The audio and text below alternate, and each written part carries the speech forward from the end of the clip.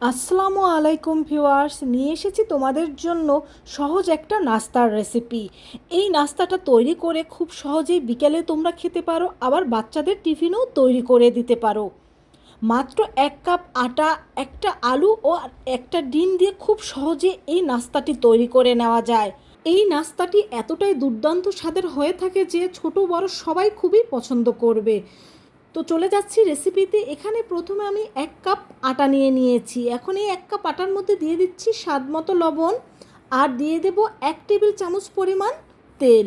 এখন এই উপকরণগুলোকে আমি একসাথে ভালোভাবে একটু মিশিয়ে নিচ্ছি। তো আটা, লবণ ও তেল ভালোভাবে মিশিয়ে নেওয়ার পরে এর মধ্যে আমরা অল্প অল্প পানি দিয়ে একটা ডো তৈরি করে নেব।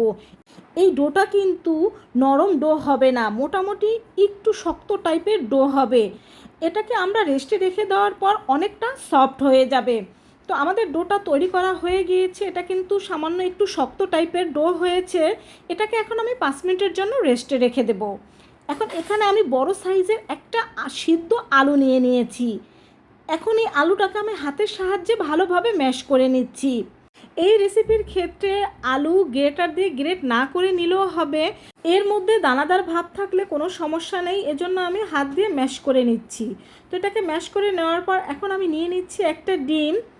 এখন এই ডিমটাকে আমি ভালোভাবে গ্রেটার দিয়ে গ্রেট করে নেব।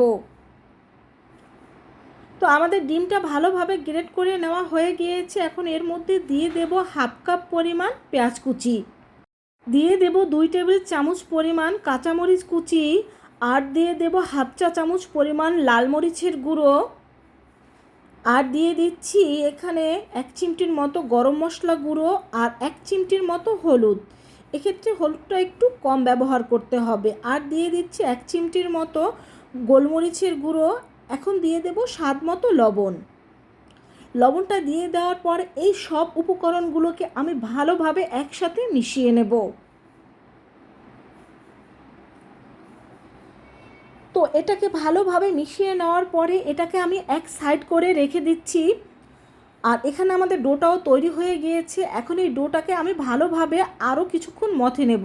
আর দেখতেই পাচ্ছেন ডোটা কিন্তু অনেকটা নরম ও সফট হয়ে গিয়েছে। ডোটা ভালোভাবে মেখে নেওয়ার পরে এখন এটা দিয়ে আমরা বড় সাইজের একটা রুটি তৈরি করে নেব। এখন সামান্য এখানে আমি আটা ছিটিয়ে দিচ্ছি। আটা ছিটিয়ে দেওয়ার পরে এখন আমি রুটি তৈরি করে নিচ্ছি। এখানে আমি সম্পূর্ণ ডোটা দিয়ে একটা রুটি তৈরি করে নিচ্ছি। আপনারা চাইলে এই ডোটা 2 ভাগ করে 2টা রুটি তৈরি করে নিতে পারেন। তো দেখতেই পাচ্ছেন আমি কিন্তু অনেক বড় সাইজের একটা রুটি তৈরি করে নিচ্ছি। আর এই রুটিটা কিন্তু বেশি পাতলা বা বেশি মোটা হবে না। এখন সম্পূর্ণ রুটিতে আমরা যে আলু ডিমের পুরটা তৈরি করে রেখেছিলাম সেই পুরটা দিয়ে দেব। আর বন্ধুরা দেখতেই পাচ্ছ আমি কিভাবে এই আলু ডিমের পুরটা এই রুটিতে দিয়ে দিচ্ছি। তো সম্পূর্ণ রুটিতে আলু ডিমের পুরটা দিয়ে দেওয়ার পরে আমরা এইভাবে এটাকে ভাঁজ করে নেব। তো এটাকে এইভাবে রোলের মতো ভাঁজ করে নিয়ে নিচ্ছি। দেখতেই পাচ্ছ মোটামুটি এখানে বড় সাইজের একটা রোল তৈরি করে নিয়েছি। এখন প্রথমে এই অংশটুকু আমি কেটে বাদ দিয়ে দেব এবং এটাকে আমি এভাবে পিস করে কেটে নেব। তো বন্ধুরা দেখতেই পাচ্ছ এটাকে আমি কিভাবে করে পিস করে কেটে নিচ্ছি। আর সম্পূর্ণ রোলটাই কিন্তু এভাবে করে পিস করে আমি কেটে নেব। তো এটা সম্পূর্ণ এখন কেটে নেওয়া আমার হয়ে গিয়েছে।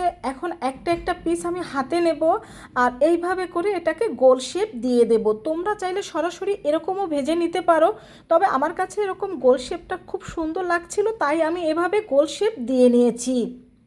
আর প্রত্যেকটাই কিন্তু এভাবে করে আমি গোল শেপ দিয়ে নেব। তো সব কয়টা পিস এভাবে করে আমি গোল শেপ দিয়ে দিচ্ছি। সত্যি কথা বলতে এই নাস্তাটা যে খেতে এতটা মজাদার হবে আমি কখনো চিন্তাও করিনি। এটা এতটাই টেস্টি ছিল যে সবাই খুবই পছন্দ করেছে। এখন এই নাস্তাগুলো আমি সব প্লেটে তুলে নিচ্ছি। আর দেখতেই পাচ্ছ নাস্তাগুলো দেখতে কিন্তু অনেক লোভনীয় হয়েছে। আর এখানে আমি নিয়ে নিচ্ছি 1/2 কাপ পরিমাণের আটা, এর মধ্যে দিয়ে দিচ্ছি সামান্য চিলি ফ্লেক্স আর দিয়ে দিচ্ছি স্বাদ মতো লবণ। এখন অল্প অল্প পানি দিয়ে এখানে আমি একটা ব্যাটার তৈরি করে নেব। আর এই ব্যাটারটা কিন্তু বেশি ঘন বা বেশি পাতলা হবে না। আর এই ব্যাটার দিয়ে আমরা এই নাস্তাগুলো কোট করে ভেজে নেব। তো আমাদের ব্যাটারটা কীরকম হবে সেটা তোমাদের আমি দেখিয়ে দিচ্ছি। দেখো, এই ব্যাটারটা ঠিক এরকম হবে। তো চুলায় একটি প্যান বসিয়ে আমি তেল গরম দিয়ে দিয়েছি।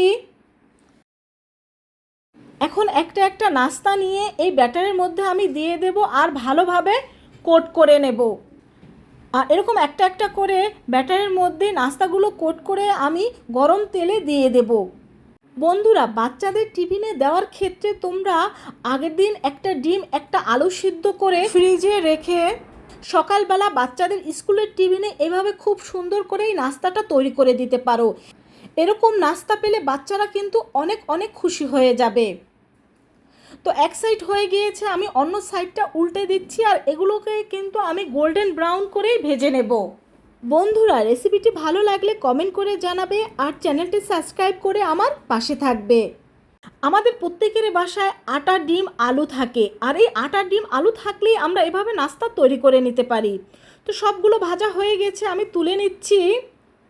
একইভাবে সব নাস্তাগুলোই আমি ভেজে নিয়েছি আর দেখতেই পাচ্ছ এটা দেখতে কতটা লোভনীয় হয়েছে। আর এটা খেতেও কিন্তু হয়েছিল দুর্দান্ত স্বাদের। বাসায় ট্রাই করে দেখবে, দেখবে তোমাদের কাছেও এটা খুবই ভালো লেগেছে। এতক্ষণ আমার ভিডিওটি দেখার জন্য সবাইকে অনেক অনেক ধন্যবাদ। সবাই ভালো থেকো। খোদা হাফেজ।